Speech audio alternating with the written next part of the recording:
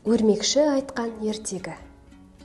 Біз Балтық теңізіне шомылуға бардық. Бірақ аяқ астынан қатты жел соғып кетті.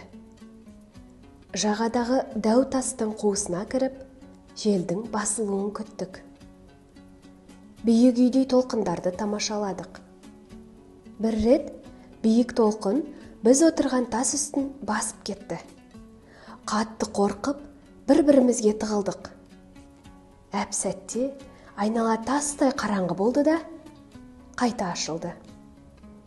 Сол сәтте біз жағада шашылып жатқан сары тастарды көрдік. Қызықтап қарадық. Мен тауып алған жұмыртқадай тастың ішінде кәдімгі өрмекші тұрды. Денесі қызылды-жасылды келген. Иненің көзінде кіп-кішкентай көздерімен бізге қадала қарайды. Қылдай мұртшалары дір-дір етеді. Сарғыш түсті мөлдір тасты әрі-бері айналдырып қарасақ та, өрмекші кірген саңлауын таба алмадық. Мен тасты саусағыммен қақтым. Іш жақтан өрмекші: «Ау, балақай, не айтасың?» деді. «Мына тастың ішіне қалай кіріп алғансың?» дедім. «Бұл ұзақ әңгіме», деді өрмекші. «Қызық әңгіме ме?» дедім мен. «Әрине қызық», деді өрмекші. Қасымдағы достарым: «Қызық болса айтып беріңізші», деп өтінді тұс-тұстан. Сөйтіп өрмекші әңгімесін бастады. «Менің жасым 40 миллионда». «40 миллион?» деген Әсет өрмекшінің сөзіне сенбей: «Соқпа өтірікті», деп айтып қалды.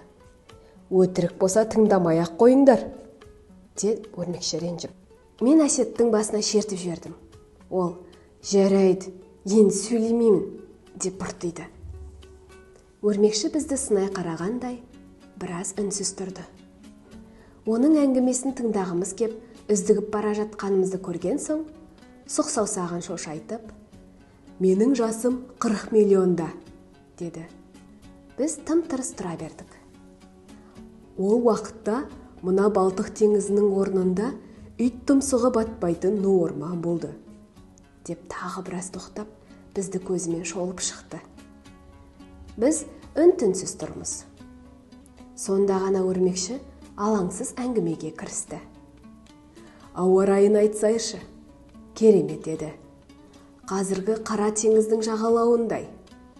Суық жел, қақаған қыс болмайтын. Ағаштың түр-түрі өсетін.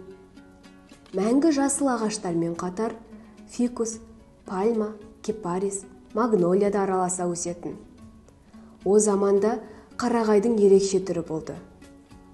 Су астында жатып, айналама көз тіккенімде ондай қарағайларды кездестіре алмадым. Соған қарағанда олар жойылып кеткен сияқты.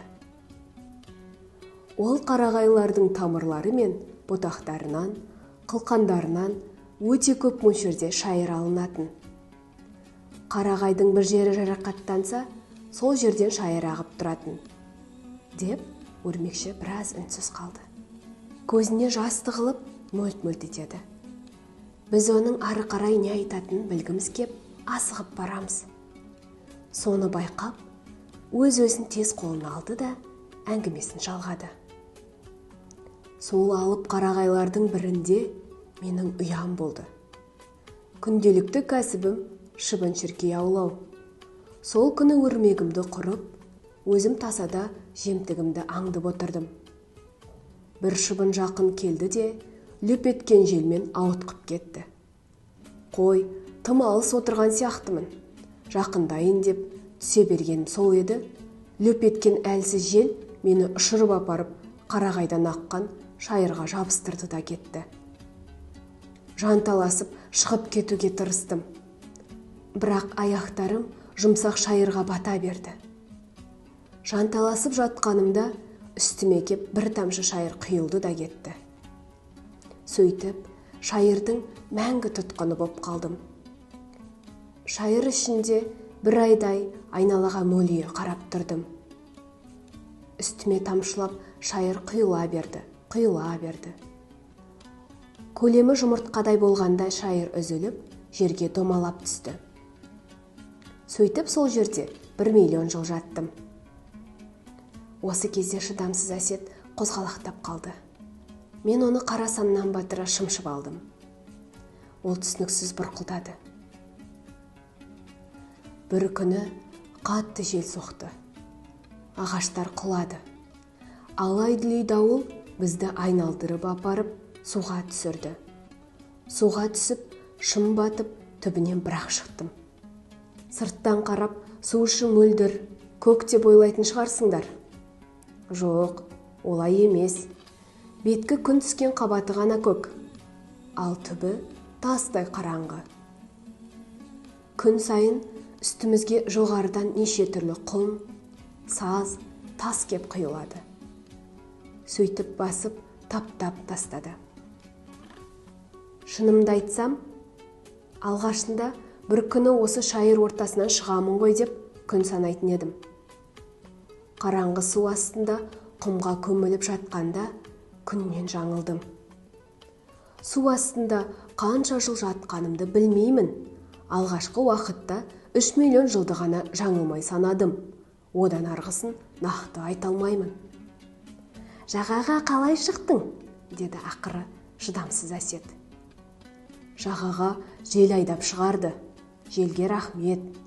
Желдің арқасында күн көзін көрдім, деп айналаға қарады. Мен өрмекшіні қатты аядым. Оған: қазір үйге барып, балтамен шауып, сыртыңдағы тасыңды сындырамын да, сені бостандыққа жіберемін, дедім. Өрмекші кәдімгідей қуанды. Бұл жұмысты үйдегі үлкендердің атқарғаны дұрыс, деді ол. Бәріміз біздің үйге қарай жүгірдік.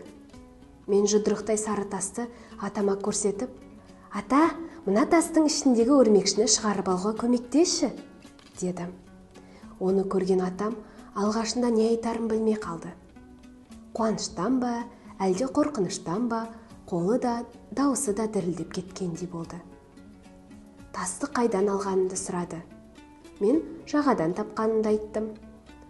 Тасты алып, тез-тез киініп, үйден шығып кетті. Атам сол кеткеннен үйге 2-3 күннен кейін бірақ оралды. Қуанышты. Мені еркелетіп, маңдайымнан иіскеп: балам, сен ғылымға қандай үлес қосқаныңды білсең ғой, деді. Мен атамның сөзіне түсінбедім. Тек: сары тас қайда? Дедім. Ол жай ғана сары тас емес, деді атам. Сонда қандай тас? Дедім мен. Ол янтар, деді атам. Янтар қайда, ата? Дедім мен. Ол мұражайда, деді. Мен атамның жауабын естігенде жылап жібере жаздадым. Неге мұражайға қойдыңыз? Ол тастың жұмбағы шешілгенше сонда тұрады, деді. Ата, мен сары таспен өрмекшінің жұмбағын білемін, дедім. Атам менің сөзіме жымиып қана күлді. Мен бәрін айтып бергім келді. Бірақ атама менің әңгімем ертегі секілді көрінетінін түсіндім де үндемедім. Осыдан кейін біз балалар болып, жел соқса Балтық теңізінің жағалауына жүгіретін болдық. Бірақ ішінде өрмекшісі бар дәу тастай тасты әлі кездестірмедік. Жаңа ертегінің жарияланғанын біліп отыру үшін каналға жазылып, қоңырауды басыңыздар.